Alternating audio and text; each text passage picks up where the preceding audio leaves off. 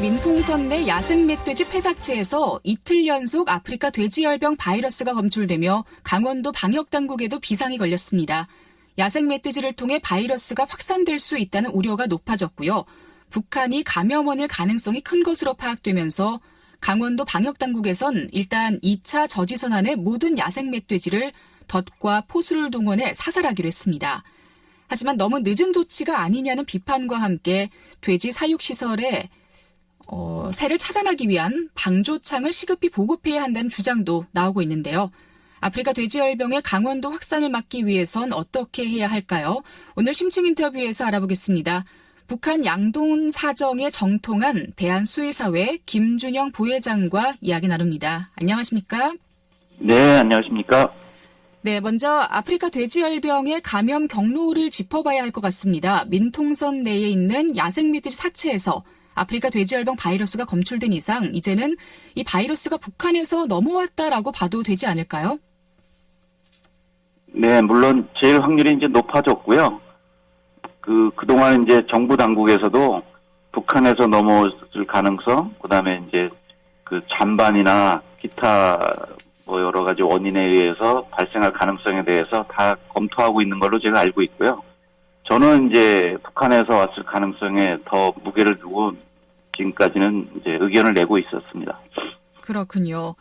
부회장님께서 북한의 양돈 농가를 여러 차례 방문해 보신 걸로 알고 있는데요.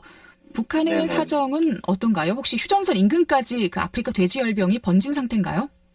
예, 제가 파악하기로는 북한의 이제 국정원에서도 이제 평안북도에서 아프리카 돼지열병이 이미 발생해서 많이 거의 전멸 상태다 이런 거를 말씀을 하신 적이 있고요. 국정원에서. 그다음에 제가 알기로는 황해도하고 개성까지 지난 6, 7월 달에 이미 오염된 것으로 이렇게 간접적으로 들었고요. 제가 우려하는 거는 북쪽에 여러 번 제가 양돈장을 방문해 본 입장에서는 적경 지역에, 그러니까 북한 군 부대 내에 돼지 막사들이 있습니다. 그래서 거기까지 아마 오염되지 않았을까. 이건 아직은 추측이지만 그 가능성이 제일 많은 것으로 지금 보고 있습니다. 네. 지금 농가뿐만 아니라 군부대에서도 소규모로 돼지를 키우는 곳이 많다고 하던데요. 만약에 이런 곳들까지 돼지열병이 번졌다면 사체 처리는 제대로 이루어지고 있을까요?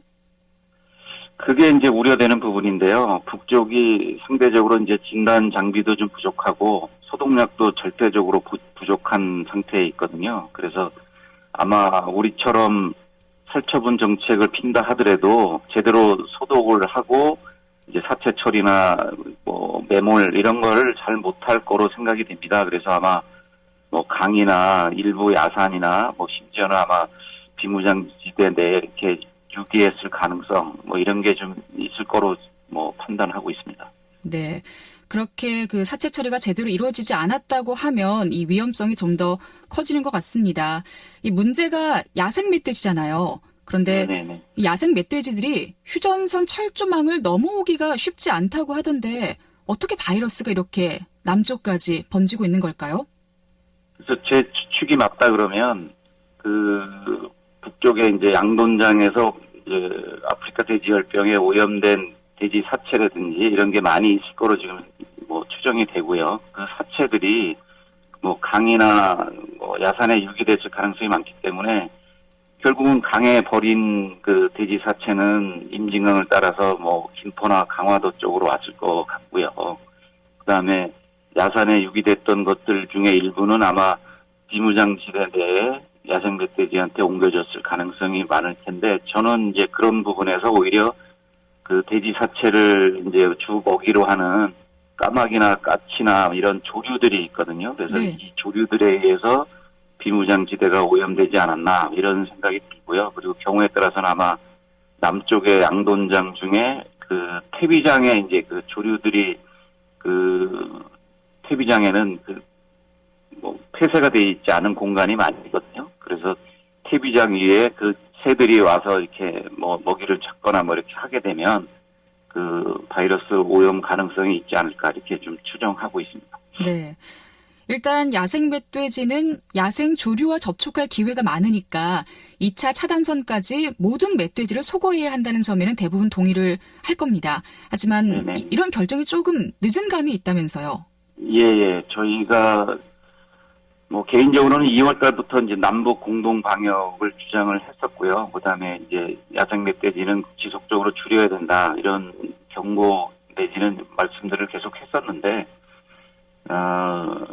현재까지 좀 안 된 거고요. 그거는 이제 환경부 입장도 이해는 하지만 지금 이제 접경 지역에서 이렇게 아프리카 돼지열병 이제 사태가 이렇게 벌어지는 거에 환경부가 조금 적극적으로 대응하지 못했다 이렇게 좀 보고요. 그래서 저는 오히려 국무총리실 산하로 아프리카 돼지열병 방제 대책본부라 그럴까요? 하여튼 중앙대책본부 형태로 승격시켜서 환경부, 통일부, 국방부까지 다 포함해서 농림축산식품부가 주도해서 방제 사업을 해야 되지 않을까 이렇게 생각이 되고요. 네. 야생 멧돼지 건이 대표적인 사례가 될 것 같습니다. 서로 부처들끼리 약간의 의견 차이를 가지고 제대로 집행을 못한 내용이라고 봅니다.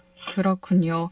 그런데 혹시 지금 이렇게 당장 야생 멧돼지를 소거하려고 한다고 하면 그 인력을 포수를 구하는 건 쉽게 할 수 있는 건가요? 제가 알기로는 그 엽사들도 많이 있고요. 네. 그래서 특히 강원도 지역은 이제 그런 일들을 많이 이제 했었기 때문에 엽사들이 충분히 있는 걸로 알고 있고요. 결국은 예산과 인력 투입은 결국은 이제 의지의 문제라고 저는 봅니다. 그렇군요. 오히려 접경 지역은 환경부에서 하기가 어렵다 그러면 예산도 부족하다 그러면 농림부로 위임을 주면 사실은 농림부에서 충분히 할 수 있는 사안이라고도 봅니다. 네. 그리고 부회장님께서는 양돈 농가에 방조창을 보급해야 한다라고 조언을 해 주셨는데요. 이 방조창이 왜 필요한지, 어떻게 만들어야 되고 보급이 얼마나 시급한지 설명을 좀 부탁드리겠습니다. 예. 방조창이라고 하기보다는 이제 방조망이라고 주로 저희가 많이 얘기하는데요. 네. 새 그물망입니다.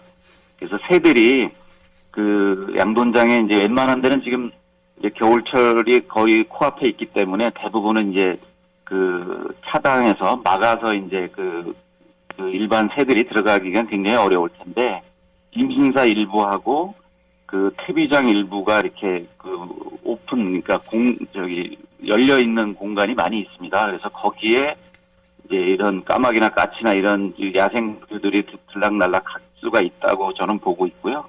그래서 특히 퇴비장에는 죽은 자돈들의 사체라든지 이런 거를 이렇게 놓는 경우가 많거든요. 그래서 퇴비장이 야생 조류에 의해서 오염될 가능성이 많다 그렇게 보기 때문에 적어도 퇴비장하고 임신사만큼은 이제 새 그물망을 옆에 측면에 쳐두는 게 좋겠다 이런 이제 의견이었고요. 이건 이제 강원도에는 제가 이제 의견을 드려서 여러 가지 검토하고 있는 걸로 제가 알고 있습니다. 네. 일단 양돈 농가에서 철저한 소독과 함께 빨리 좀 이 방조망을 설치를 해야 할 것 같습니다. 그런데 이제 날이 추워지고 있잖아요. 야생 멧돼지들이 민가 근처로 내려올 시기란 말이죠.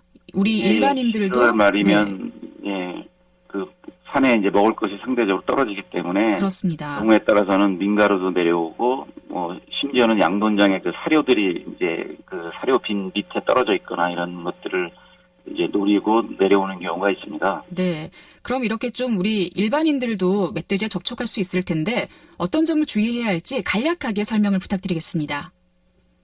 우선은 접경 지역의 야생 멧돼지는 엽사를 동원하든 여러 가지 프로젝트를 가지든 저는 이제 숫자를 줄여야 된다고 보고요. 네.